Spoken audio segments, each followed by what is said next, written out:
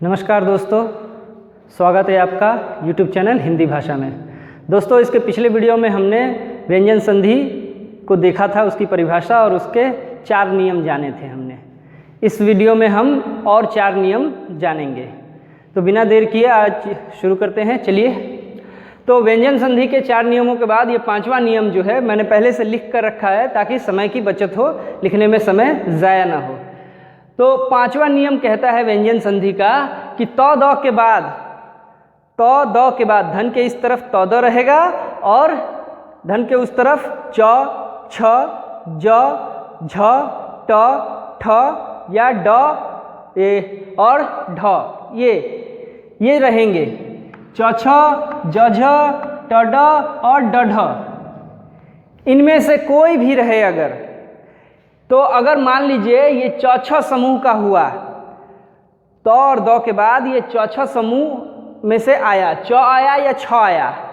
अगर छ भी आता है तो च हो जाएगा। इनका क्या होगा, क्रमशः च, ज, ट और ड में परिवर्तन हो जाएगा त द का। ये जो त द है ये त या फिर द जो भी रहे वो बदलकर च में बदलेगा। कब? यदि च या छ इन दोनों में से कोई एक हो त द के बाद, तो ये च और छ नहीं बल्कि ये त या फिर द जो होगा वो च में बदल जाएगा। किंतु त द के बाद यदि ज या फिर झ रहे तो ये त द ज में बदलेगा। उसी तरह से ट ड अगर हो, ट और ठ आए अगर त और द के बाद, तो ट आएगा त द के स्थान पर। फिर ड ढ अगर रहे त द के बाद, तो फिर त द का हो जाएगा ड। ठीक है, इसमें बदल जाता है। तो उदाहरण के रूप में हम देख सकते हैं उत धन चारण। तो यहाँ त है और त के बाद क्या है, च आया है। तो क्या होगा, ये जो त है वो किस में बदलेगा, च में बदलेगा, क्योंकि च है यहाँ पर। अगर यहाँ छ होता तब भी ये क्या होता, त च में बदलता। तो देखिए हम लिखते हैं उ, अब इस त के बदले आएगा च, क्योंकि ये उसके बाद च आया है। तो च चूंकि स्वर रहित है तो इसलिए च भी स्वर रहित होगा। अब उसमें ये चारण जुड़ जाएगा।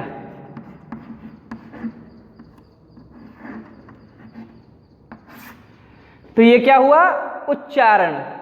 उसके बाद दूसरा जो है, दूसरा उदाहरण उज्ज्वल। तो द आया, द के बाद क्या है, ज है। तो ज या फिर झ दोनों में से जो भी रहे तो द का क्या होगा, ज ही होगा। तो द हलंत के साथ है तो यहाँ भी क्या होगा, द के बदले जो ज आएगा वो भी आधा ही होगा, स्वर रहित होगा। तो उज्ज। अब इस उज्ज में ज्वल हम जोड़ देंगे तो हो जाएगा उज्ज्वल। ये उज्ज्वल हो जाएगा। तो पहला ये 5वां नियम समझ में आ गया है आपको। तो 5वां नियम क्या कहता है, यदि त या द के बाद च, छ, ज, झ, ट, ठ या ड, ढ इनमें से कोई रहे तो ये त द जो है ये क्रमशः बदलता है। यानी क्रमशः यानी एक ये ग्रुप हुआ, वर्ग हुआ, दूसरा वर्ग हुआ, तीसरा, चौथा। तो इनके पहले वाले जो व्यंजन हैं उसके अनुसार ये त द बदलेगा। यानी च, छ हो अगर तो च में बदलेगा, ज, झ हो तो ज में बदलेगा, ट, ठ हो तो ट में और ड, ढ हो तो ड में बदलेगा। ठीक है। 6ठा नियम क्या कहता है कि पंचम व्यंजन, वर्गीय व्यंजन में पंचम व्यंजन जो अंतिम व्यंजन होते हैं, जैसे अंग, य, अण, न और म, ये पंचम व्यंजन है। तो इन पंचम व्यंजनों को छोड़कर जो शेष वर्गीय व्यंजन है, 25 वर्गीय व्यंजनों में 5 हो गए पंचम व्यंजन, बच गए 20। तो बाकी जो 20 व्यंजन हैं उन 20 व्यंजनों के बाद यदि क्या आए, यदि वो उसके बाद ह का प्रयोग हो, उन 20 व्यंजनों के बाद वर्गीय व्यंजनों में से किसी भी एक के बाद ह का यदि प्रयोग हो, तो क्या कह रहा है ये कि ह के पूर्व वाला वर्ण, ह के पहले वाला वर्ण क्या है, वो अपने ही वर्ग के तीसरे वर्ण में बदल जाएगा। ह के पहले यानी प्लस के उस साइड ह है और प्लस के इस साइड क्या है, वर्गीय व्यंजनों में से पंचम व्यंजन को छोड़कर शेष कोई भी व्यंजन है। तो ये जो शेष कोई भी व्यंजन है ये अपने जिस वर्ग का वो होगा उस वर्ग के तीसरे व्यंजन में वो बदल जाएगा। और ह जो है, ह क्या होगा, अपने पहले वाले व्यंजन यानी ह प्लस के इस तरफ बाईं तरफ वाला जो व्यंजन होगा उसके वर्ग का चौथे व्यंजन में वो बदलेगा ह। तो देखिए कैसे हो रहा है। तो ये उदाहरण है नहीं ये नहीं, हाँ यही है, उत हत, ठीक है, उत धन हत। तो त है, त क्या है, ये पंचम वर्ण नहीं है और उसके बाद ह का प्रयोग हुआ है। तो क्या कहता है नियम कि ये जो त है ये त अपने ही वर्ग के तीसरे वर्ण में बदलेगा। तो त का तीसरा वर्ण क्या होता है, द। तो हम यहां लिखेंगे उद स्वर रहित द, क्योंकि ये स्वर रहित त है। और फिर क्या कह रहा है, ये जो ह है ये ह बदलेगा अपने पूर्व वाले वर्ण के चौथे वर्ण में। तो चौथा वर्ण इसका क्या है, ध। तो अब रह गया शेष त, तो हमने इसको भी जोड़ दिया। तो क्या हो गया, उत धन हत उद्धत। उसी प्रकार यहां भी है दूसरा, वाक धन हरि। तो ये क क्या है, ये पंचम वर्ण नहीं है वर्गीय व्यंजन का, और उसके बाद ह आया है। तो ये क किस में बदलेगा, ह के पूर्व वाला वर्ण है क, तो क बदलेगा अपने तीसरे वर्ण में, यानी क का क्या होगा, ग। तो यहां हमने लिखा वाग स्वर रहित ग। अब ह किस में बदलेगा, ये अपने पूर्व वाले वर्ण के चौथे वर्ण में बदलेगा, यानी ह बदल जाएगा घ में। तो यहां हमने लिखा घ। अब ये री है तो री को हमने जोड़ दिया। तो क्या हो गया, वाघरी, वाक धन हरि वाघरी। ठीक है, तो ये हो गया आपका छठा नियम। सातवां नियम क्या कहता है, सातवां नियम कहता है कि यदि त के बाद यदि दंत्य स आए, त के बाद यदि दंत्य स आए तो त जो है पूर्ववत रहता है, यानी जैसा था वैसा ही रहता है, यानी वो स्वर रहित था तो स्वर रहित ही रहेगा। तो यहाँ उदाहरण है उत धन सर्ग। तो ये क्या होगा, पूर्ववत रहेगा, त में कोई परिवर्तन नहीं आएगा, सीधे जुड़ जाएंगे दोनों एक साथ।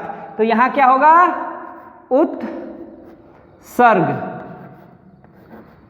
तो हम जानते हैं स्वर रहित जब लिखना हो व्यंजन को और जिसमें खड़ी रेखा हो जिस व्यंजन में, तो उसकी खड़ी रेखा हटा देने से वो स्वर रहित हो जाता है। तो उत धन सर्ग उत्सर्ग, क्योंकि त पूर्ववत है, जैसा था वैसा ही है। यहाँ भी वो क्या है, ये स्वर रहित ही है, इसलिए हलंत का चिन्ह हमने दिया। आइए अब दूसरा उदाहरण देखते हैं, सत धन संबंध। तो त है और त के बाद दंत्य स आया है, तो दंत्य स आने के कारण त पूर्ववत रहेगा। तो सत्संबंध हम उसी तरह से लिख देंगे।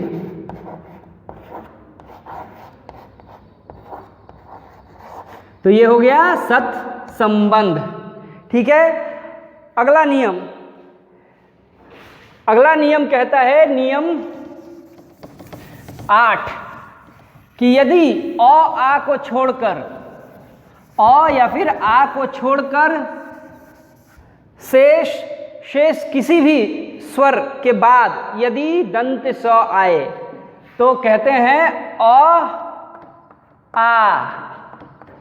आ को छोड़कर शेष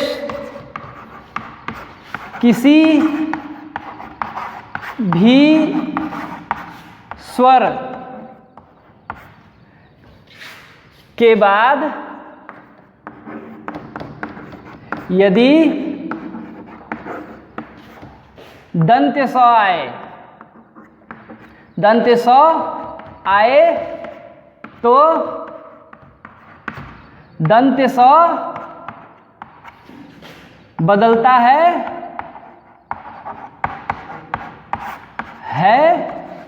मूर्धन्य स में।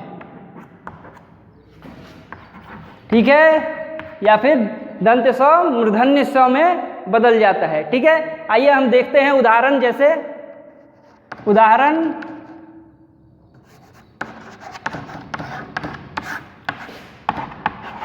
नी धन शेष सेध,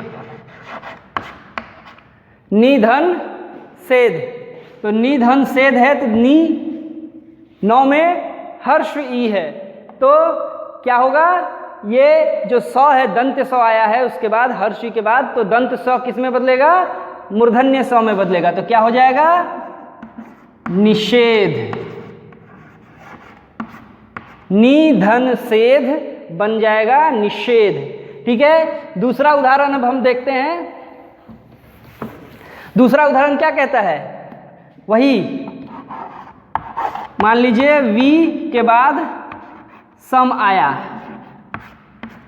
वी धन सम, तो क्या है, हर्षी है और हर्षी के बाद दंत्य स है, तो दंत्य स किस में बदलेगा, मूर्धन्य स में, तो होगा